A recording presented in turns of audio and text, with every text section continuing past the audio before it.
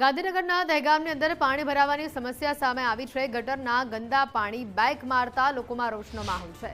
ગંદા પાણીમાં બેસી લોકોએ વિરોધ નોંધાવ્યો છે। સ્થાનિકો અને રાજકીય આગેવાનો દ્વારા વિરોધ કરવામાં આવી રહ્યો છે। પૂર્ણિમાના ડાળ વિસ્તારની અંદર પાણી ભરાવાની સમસ્યા સામે આવી છે। ગંદા પાણીના નિકાલની તાત્કાલિક વ્યવસ્થા કરવાની માંગ કરાઈ છે।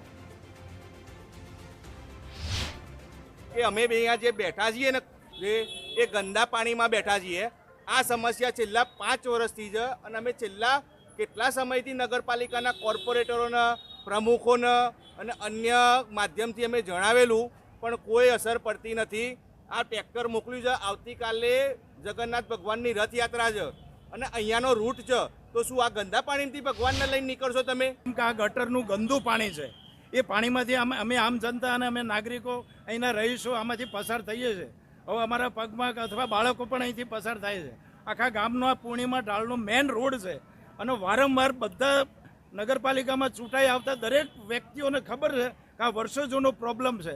હવે કંઈ ખબર જ નથી પડતી કઈ રીતે આ સોલ્વ નથી થતો એમ, અને વારંવાર અરજી બી આપીએ છીએ, ફોને કરીએ છીએ અને એ લોકો એમ કહે છે કે થઈ જશે, કામ પ્રોગ્રેસમાં છે, આ કામ થઈ જશે, તમે ચિંતા ના કરો।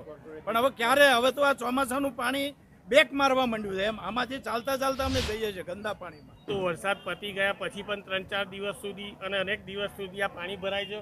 આ સામે સ્કૂલ છે, કોઈ નાના બાળક એ ગન્નારામાં જતું રહેશે તો જવાબદારી કોની રહેશે?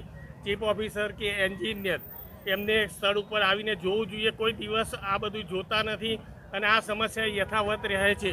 માટે મને અહીંના રહીશોએ રજૂઆત કરી, એ લોકોની બી ઉગ્ર રજૂઆત છે, પણ બધાએ ભેગા થઈને કરશે તો જ થશે, એ મારી વિનંતી છે।